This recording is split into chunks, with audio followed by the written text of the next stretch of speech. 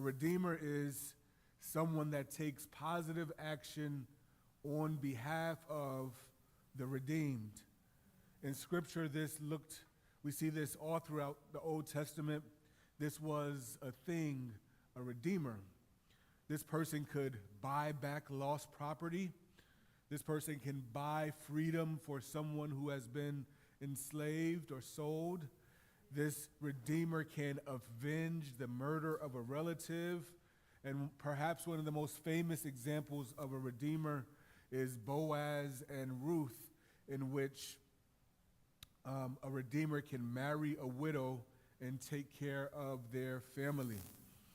The Lord has also been looked at in the Scripture as a redeemer.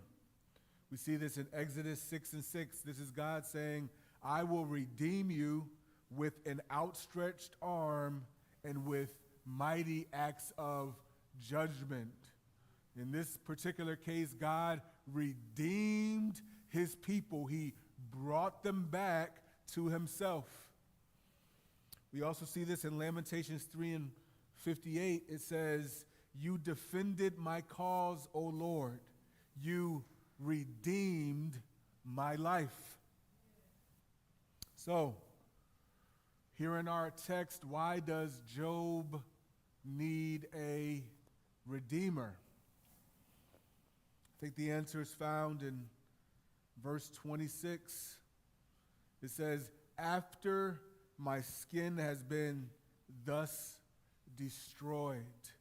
For those of you that have been following along the last few weeks, we understand that he says his skin has been destroyed because God has allowed Satan to touch his health and he has boils all over his body. We understand that his wealth was also destroyed. We understand that his children all perished. We understand that his servants and the Bible talks about his camels, his donkeys, everything that he had, except for himself and his wife, were taken away. So he needed a redeemer. He needed redemption. And so he cries out here in this beautiful language, and he says, I know that my Redeemer lives. Even though he has lost all of these things, he knows he has a Redeemer who will take action on his behalf and redeem him. So now, the question becomes, who is this Redeemer? Who will redeem Job? The answer is found in verses 25 and 26. It says, at the last, he will stand upon the earth. That narrows it down quite a bit. How many people can stand upon the earth? And after my skin has been thus destroyed, yet in my flesh I shall see God. So who is his Redeemer? God is his Redeemer. How will God redeem him? Most of us probably know the story of how God is going to redeem him. Job, at this point, doesn't know how God is going to redeem him, but he has an idea of what his redemption is going to be. He says here in our text that just seeing you is enough. We see this in verse 27. Whom I shall see for myself, and my eyes shall behold, and not another. My heart faints within me. Now, just to be clear here, he's saying I have a Redeemer, and I've lost all of this stuff. And what does redemption look like for him? That he gets to see God.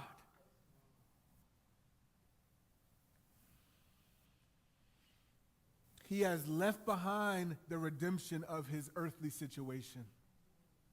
He doesn't care about getting all of the stuff that he lost back.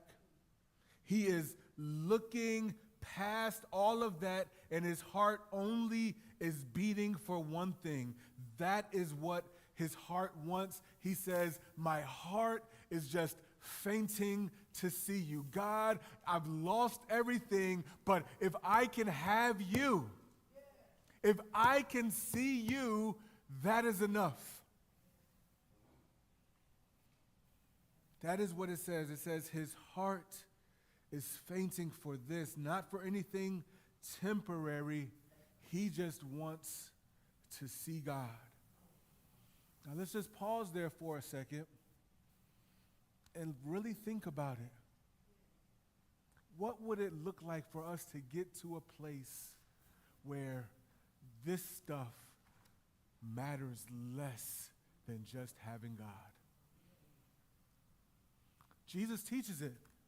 He says, don't lay up your treasures of things on earth, but instead build your treasures in heaven, in things that are eternal. It shouldn't have to take us to go through things like what Job did for us to decide that my heart is going to faint for God greater and more so than all of the things we have on this earth. This is the main thrust of the text. Forget what is happening to me. Forget what has happened to me. My heart is fainting, longing, and yearning just to see you. This is what Job is teaching us today, that the desire to see God has to be greater than the desires of this life. I'm just going to read our text again to make sure that we all see it. After my skin has been destroyed, yet in my flesh I shall see God, whom I shall see for myself, and my eyes shall behold, and not another. My heart faints within me. Notice there at the second verse, it says, after my skin has been thus destroyed.